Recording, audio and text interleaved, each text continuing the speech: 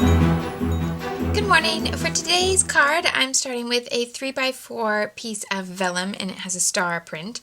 And I want to make a card that I can leave the vellum as the background, so there won't be another card in the back of that pocket. So I want to decorate both sides in a way that you can't see the back of whatever I've put on. So the key to that idea is that you need two pieces that are the same size and shape. So I've taken two die cuts from the Pink Paisley die cut pack that are the same size circle, but you can use anything you want that is the same, as long as it can be the same exact piece, or it could be two pieces that you've punched from the same punch, anything like that, just so that you get the same size that's going to be on the front and the back, so that you won't have anything that shows through. For example, if I'd use this banner on the back and then the circle on the front, I'm going to see the back. Yeah, that's what I want to avoid. So I'm just going to add ink to the edges of the two circles to start.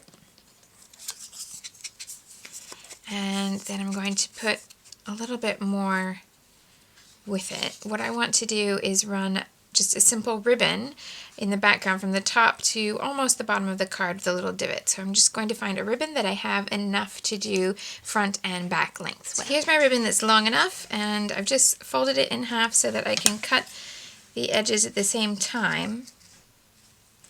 And that way I know that they will match up since I'm working on the two sides at once. And then I can cut from the top.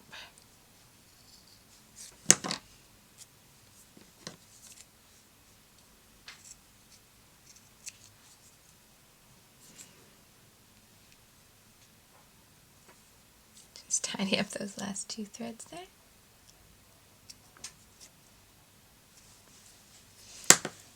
Okay, so then if I fold this in half so that the ends match up, I can cut the top edge,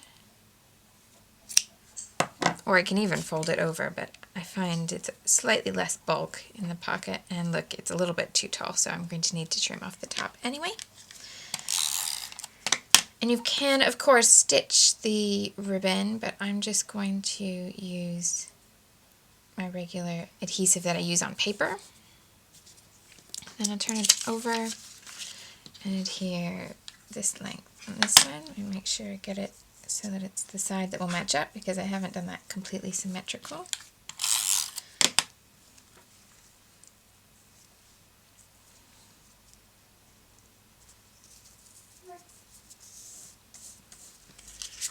And then I can trim the top. You will notice I'm getting lots of little threads coming away from my ribbon, and it's because I'm using my paper scissors. And if you use scissors on paper all the time, they do go very blunt. And so those scissors are actually too blunt to cut things like fabric and ribbon, and I should be a little bit less lazy and go get my fabric scissors to cut the ribbon, and then it would cut nice and cleanly, but I didn't, because I'm just trying to be efficient over being perfect when I'm trying to make a card every day. So sometimes you have to pick your battles, and I'm not too worried about a little bit of a loose thread here and there. But if that was giving you worry, then you know that's the answer. Okay, so pretty much done there, but I'm just going to add a tiny little bit of embellishment, because once those shapes are down, I can add things on top without worrying that they'll show through to the other side. And I'm pretty sure I have a small bell shape, so I thought I might add that in the middle. No, that is definitely too big, so maybe I'll just use some small little stars. And I think this should be, is there a snowflake on the other side? This should be a card that has no snowflakes. Now, I don't expect to have a white Christmas, and it's not a normal thing in this part of the world to have a white Christmas, but I still use a lot of snowflakes in my album, and that's because it's the theme that seems right to me. It doesn't have to be completely based in reality. So I think even if you live somewhere where there isn't snow at Christmas, you might still end up finding snowflake motifs on things because of the idea of Santa living at the North Pole and all sorts of silly little things like that. But if the idea of snowflakes in your album just grates you the wrong way, just swap it out for another motif that works for you, and that quite often will be stars instead of snowflakes. So you can just choose a motif, but it might be something else entirely that's unique to your part of the world. But stars and snowflakes are pretty easy to exchange, and you can find different shapes and sizes of stars that you can cut out with a punch or with a die cutter and all sorts of things like that. So this is where I'm going to leave this one.